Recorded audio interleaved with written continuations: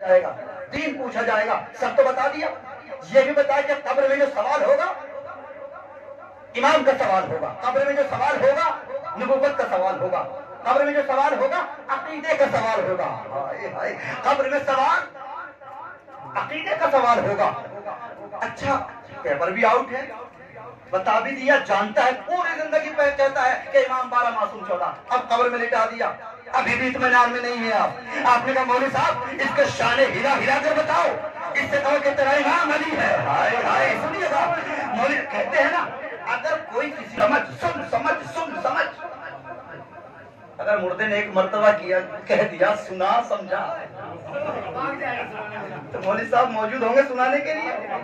اگر کہہ مرکز سے سرزمین مکہ کو زینت ملی, کعبۃ اللہ سے سرزمین مدینہ کو زینت ملی, قبر رسول اکرم سے کربلا کی سرزمین کو زینت ملی, امام حسین کے روزے سے یہ پوری روایت ہے. ہر چیز کی زینت ہے, ہر شے کی زینت ہے, تمام مردوں کی زینت علی ہے, علی کی زینت زینب ہے. جب ہر شے کی زینت ہے تو زینب کی زینت بھی ہونی چاہیے. اب زینب کی زینت کا پتہ کیسے چلے؟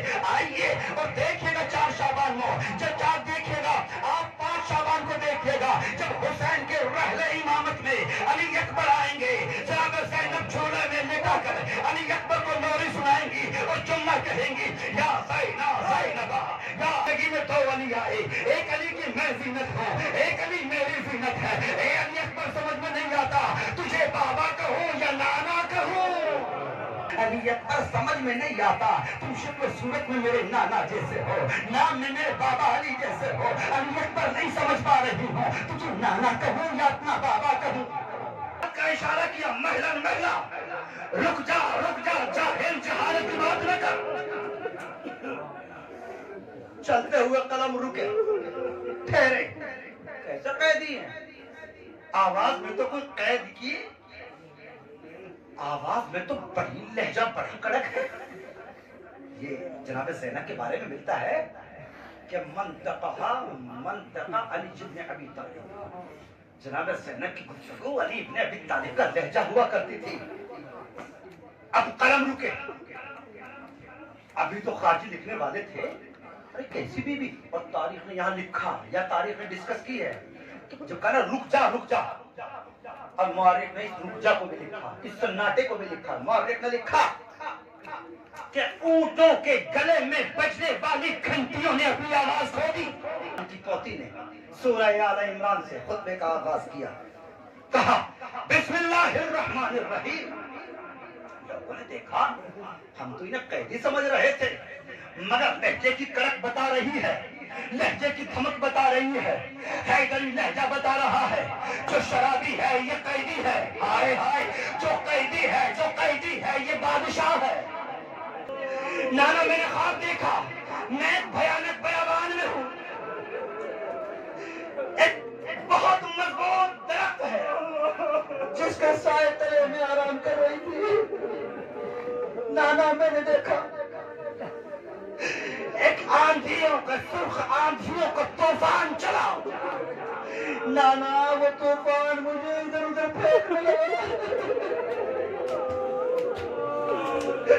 سینے پہ ہاتھ ضرور مارنا, مولا مجھے طاقت ہے جناب زینب کے میں فکر بیان کر سکوں, میری طاقت سے باہر ہے. نانا اللہ جانے 5 برس کی عمر میں بچی نے کیسے بتایا.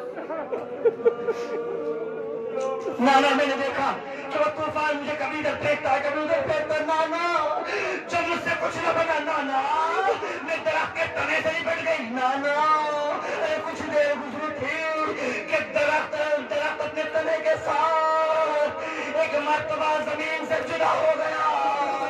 نانا اس کے بعد جب درخت کا تنا گر گیا, نانا میں درخت کی ایک بڑی شاخ سے بڑی مضبوط تھی, اس سے لپٹ گئی. نانا ایک آندھی کا جھونکا چلا جو اس بڑے مضبوط تنے کو اپنے ساتھ اڑا کے لے گئے. نانا میں دوسرے تنے سے لپٹ گئی. نانا میں نے دیکھا کہ وہ تنا بھی کچھ دیر بعد آندھیوں میں اڑ گیا. نانا اس کے بعد ایک درخت کی 2 شاخیں بچی تھی, میں ان سے لپٹ گئی. نانا میں نے دیکھا کہ 2 شاخیں جدا ہوئی, ایک ادھر اڑ گئی, ایک دوسری جانب سے. نانا میری آنکھ کھل گئی.